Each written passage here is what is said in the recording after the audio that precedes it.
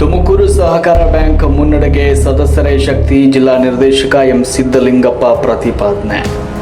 ಸಹಕಾರ ಕ್ಷೇತ್ರ ಅಂದರೆ ಅದು ಕೇವಲ ಹಣಕಾಸಿನ ವಹಿವಾಟಲ್ಲ, ಅದು ರೈತರ ಮತ್ತು ಸಾರ್ವಜನಿಕರ ಬದುಕಿನ ಆಶಾಕಿರಣ. ಇದಕ್ಕೆ ಸಾಕ್ಷಿ ಎನ್ನುವಂತೆ ತುಮಕೂರು ಕೃಷಿ ಪತ್ತಿನ ಸಹಕಾರ ಬ್ಯಾಂಕ್ ಜಿಲ್ಲೆಯಲ್ಲಿ ಅಗ್ರಗಣ್ಯ ಮುನ್ನಡೆತಿರುವುದಕ್ಕೆ ಸಂಘದ ಸದಸ್ಯರ ನಿಸ್ವಾರ್ಥ ಸಹಕಾರ ಮತ್ತು ಬೆಂಬಲವೇ ಆಸ್ತಿವಾರ ಅಂತ ಜಿಲ್ಲಾ ನಿರ್ದೇಶಕ ಎಂ ಸಿದ್ದಲಿಂಗಪ್ಪ ತಿಳಿಸಿದ್ದಾರೆ. ತುರುವೇಕೆರೆ ತಾಲೂಕಿನ ಮಾಯಸಂದ್ರ ಹೋಬಳಿಯ ಕಣಕೂರು ಪ್ರಾಥಮಿಕ ಕೃಷಿ ಪತ್ತಿನ ಸಹಕಾರ ಸಂಘದಲ್ಲಿ ಹಮ್ಮಿಕೊಳ್ಳಲಾಗಿದ್ದ ಅತ್ಯಂತ ಮಹತ್ವದ ಹೊಸ ಕೆಸಿಸಿ ಸಾಲ ವಿತರಣಾ ಕಾರ್ಯಕ್ರಮವನ್ನು ಉದ್ಘಾಟಿಸಿ ಅವರು ಈ ಸಂದರ್ಭದಲ್ಲಿ ಮಾತನಾಡಿದರು.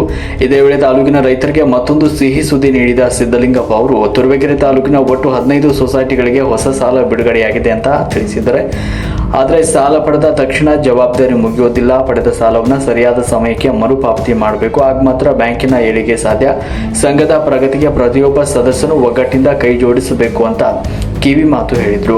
ಕಾರ್ಯಕ್ರಮದ ಯಶಸ್ಸಿಗೆ ಸಾಕ್ಷಿಯಾದ ಸಂಘದ ಅಧ್ಯಕ್ಷರಾದ ಕೆ ಶ್ರೀನಿವಾಸ್, ಉಪಾಧ್ಯಕ್ಷರಾದ ಅಂದಾನಿಗೌಡ, ಮುಖಂಡರಾದ ಕಾಂತರಾಜ್, ಗುಡ್ಡೇನಹಳ್ಳಿ, ಹರೀಶ್ ಸೇರಿದಂತೆ ಹಲವು ನಿರ್ದೇಶಕರು ಉಪಸ್ಥಿತರಿದ್ದರು. ಅಲ್ಲದೆ ಮುಖ್ಯ ಕಾರ್ಯನಿರ್ವಹಣಾಧಿಕಾರಿ ಚೇತನ್, ಸಿಬ್ಬಂದಿಗಳಾದ ಮಾನಸ, ನರಸಿಂಹಮೂರ್ತಿ ಸೇರಿದಂತೆ ನೂರಾರು ರೈತರು ಈ ಸಂಭ್ರಮದ ಕ್ಷಣಕ್ಕೆ ಸಾಕ್ಷಿಯಾದರು.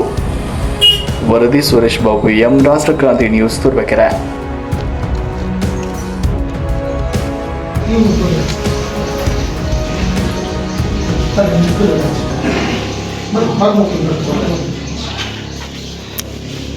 ಈ ಕಡೆ ನೋಡ್ರಿ, ಸಿನಣ್ಣ ಈ ಕಡೆ ನೋಡ್ರಿ, ಈ ಕಡೆ ನೋಡಿ.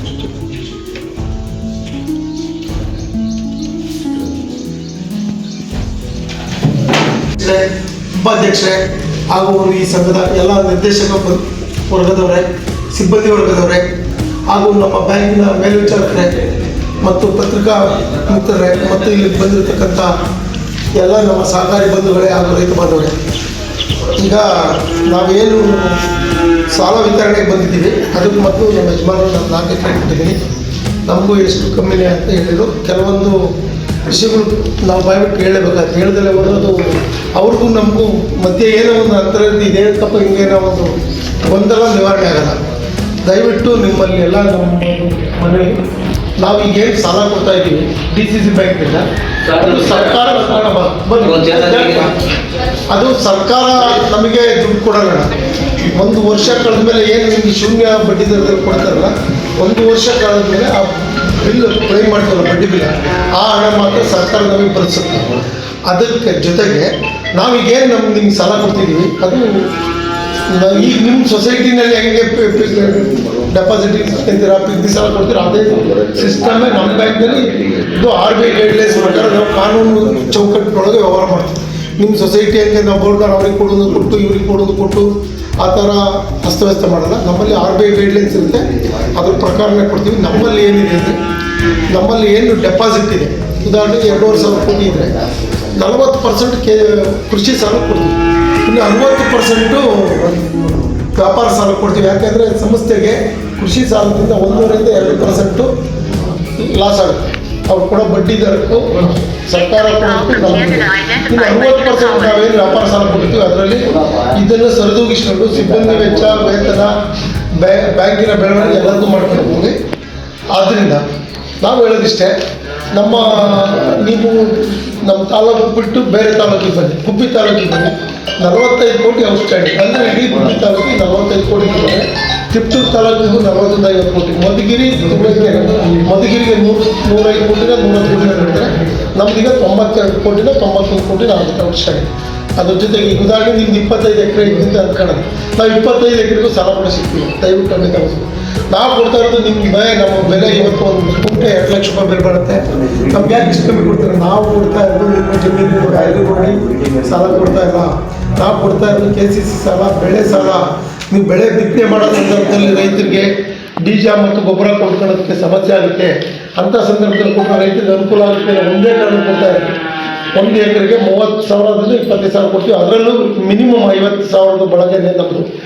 ಏನೋ ಯಾವುದೋ ಉದಾಹರಣೆಗೆ ನಿಮ್ಮ ಸೊಸೈಟಿಲಿ ಒಬ್ಬರು ಇಬ್ಬರಿಗೂ ಏನೋ ಕಷ್ಟ ಕಾಲ, ಏನೋ ಒಬ್ಬ ಮಗನ ವಿದ್ಯಾಭ್ಯಾಸ ಮಾಡಿಸೋದು, ಇಲ್ಲ ಅವ್ರ ಮನೇಲಿ ಏನೋ ಕಾಯಿಲೆ ಕಸ ಏನೋ ಇರ್ತಬೇಕಾ ಎಲ್ಲ ಒಂದು 4 ಜನ ಅವ್ರಿಗೇನೋ ಕಷ್ಟ ಆಯ್ತು ಸರ್ ಅವ್ರಿಗೆ ಒಂಚೂರು ಹೆಲ್ಪ್ ಮಾಡಿಬಿಟ್ಟು ಸೆಟಪ್ ಬಂದಾಗ ಅಂಥವ್ರಿಗೆ 50ರಿಂದ 1 ಲಕ್ಷದವರೆಗೂ ನಾವು ಕೊಟ್ಟಿದ್ದೀವಿ. ಇಲ್ಲ ಅಂತ ಹೇಳೋಲ್ಲ, ನಾವೆಲ್ಲರಿಗೂ ಕೂಡ ಸಿಗ್ತಿಲ್ಲ.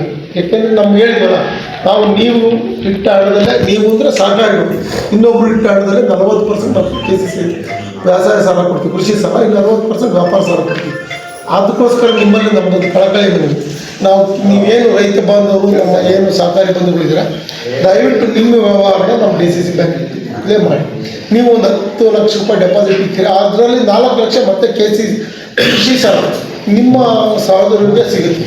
ಅದಕ್ಕೋಸ್ಕರ ನಿಮ್ಮ ವ್ಯವಹಾರ ಏನು ಹಣಕ್ಕೇನೀಗ DCC ಬ್ಯಾಂಕಲ್ಲೇ ನಮ್ಮ ಸೊಸೈಟಿಗಳಲ್ಲಿ ಏನು ವ್ಯತ್ಯಾಸ ಇಲ್ಲ. ಸೊಸೈಟಿನಲ್ಲಿ ಯಾಕೆ 100ರಲ್ಲಿ 10% ಸಣ್ಣ ಪುಟ್ಟ ಗೊಂದಾಗ್ತವೆ, ಯಾಕೆಂದರೆ ಫೋನು ಮತ್ತು ಸಿಬ್ಬಂದಿ ವರ್ಗದವರ ಬೇಜವಾಬ್ದಾರಿತನದಿಂದ ಆಗ್ತವೆ. ಅವು ಆಗಬಾರ್ದು ಇಲ್ಲವೇ, ಆದರೂ ಕೂಡ ಇಲ್ಲಿ ಹೇಳಲೇಬೇಕು. ಇಲ್ಲೂ ಸಣ್ಣ ಪುಟ್ಟ ಲೋಪದೋಷ ಆಗಿದೆ.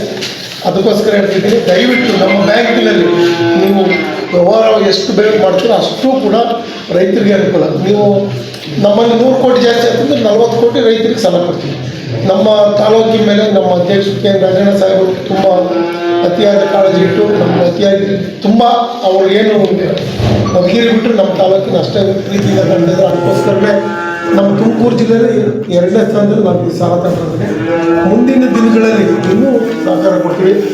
ನಾವು 5 ಎಕರೆ ಕೊಟ್ಟಿದ್ದೆ, ನಿಮ್ಮ ಎಲ್ಲರೂ ಸರ್ವರಿಗೂ ಸಮಪಾಲು, ಸರ್ವರಿಗೂ ಸಮ ಮಾಡಿ. ಈ ಉದಾಹರಣೆಗೆ ನೀವು 1 ಲಕ್ಷ ಎಲಿಜಿಬಲ್ ಇದ್ರೆ ಇಲ್ಲ ಅಂತ ಹೇಳೋದು. ಈಗ ಗೌರ್ಮೆಂಟ್ನವರು ಯಾವುದೋ ಎಲೆಕ್ಷನ್ ಟೈಮ್ನಲ್ಲಿ ಎಲ್ಲ ರೈತರಿಗೆ 25,000 ರೂಪಾಯಿ ಮನ್ನಾ ಮಾಡ್ತೀವಿ, ಏನೋ ಒಂದು ಆಮಿಷಕ್ಕೆ ಮಾಡ್ತಾರೆ. ನಿಮಗೆ 1 ಲಕ್ಷ ಕೊಡೋದು, 4 ಜನಕ್ಕೆ 25,000 ಕೊಟ್ಟಿದ್ರೆ 4 ಜನಕ್ಕೆ ಸಹಾಯ ಆಗುತ್ತೆ. ಆ ಒಂದು ದೂರದೃಷ್ಟಿ ಇಟ್ಕೊಂಡು ಅವ್ರು ಕೊಡ್ತಾಯಿದ್ರೆ, ತಾವ್ಯಾರು ಅನ್ಯತಾ ಬಂದ್ಬಿಡ್ದೆ ನನಗೆ ಹೂವೇ ಒಂದೇ 1 ಎಕರೆ ಒಂದೇ ಆ ಥರ ಬೇಡ. ಆ್ಯಕ್ಚುಲಿ ಅವಶ್ಯಕತೆ ಇರೋಂಥವ್ರು, ಕಷ್ಟ ಇರೋಂಥವ್ರು ಸಾಲ ತಗೊಳ್ಳಿ. ಅವ್ನು ತಗೊಂಡವನೇ ನಾನೇ ತಗೋಬಾರ್ದು ಜಿದ್ದಿಗೆ ಮಾತ್ರ ಬಿಡಲಿ. ಜೊತೆಗೆ ಸಹಕಾರಿ ಸಂಘಗಳಲ್ಲಿ ನಮ್ಮದೊಂದು ಮನವಿ, ರಾಜಕಾರಣದ ಸಹಕಾರಿ ಸಂಘಗಳಿಗೆ ತರಬೇಕು. ಯಾಕೆಂದರೆ ಸಂಘಗಳು ಈಗ ರೈತರಿಗೆ ಬೆನ್ನೆಲುಬಾಗಿರೋ ವಿವೇನೆ. ನೀವು ಹೋಗಿ ಇಲ್ಲಿ ಯಾರೋ ಮಾರ್ವಾಡಿ ತಗೊಂಡ್ರೆ ದುಡ್ಡು ಬಿಸ್ಕಟ್ಟೆ ಯಾರು ಕೂಡ ಕೊಡಬೇಕು, ಅದಕ್ಕೆ ಇದಕ್ಕೆ ಅಂತಾರೆ. ಅಟ್ಲೀಸ್ಟ್ ನಮ್ಮ ರೈತರಿಗೆ ಒಂದು ಪಾಣಿ ಕೊಟ್ಟಿದ್ದಾಗ ಸಾಲ ಸಿಗಲಿ ನಮ್ಮ ಸಂಘದಲ್ಲಿ. ಈ ಸಂಘಗಳನ್ನ ಉಳಿಸಿ ಬೆಳೆಸೋದು ನಿಮ್ಮ ಕೈಲಿ. ದಯವಿಟ್ಟು ಯಾರು ಯೋಗ್ಯರಿರ್ತಾರೆ, ನಿಮ್ಮ ಶತ್ರು ಆಗಲಿ, ಯೋಗ್ಯರಿಗೆ ಅವಕಾಶ ಮಾಡಿಕೊಡಿ ಅಂತ ಹೇಳಿ ನಾನು ಕರೆಸಿ 2 ಮಾತಾಡೋ ಅವಕಾಶ ಕೊಟ್ಟು ನಿಮ್ಮೆಲ್ಲರೂ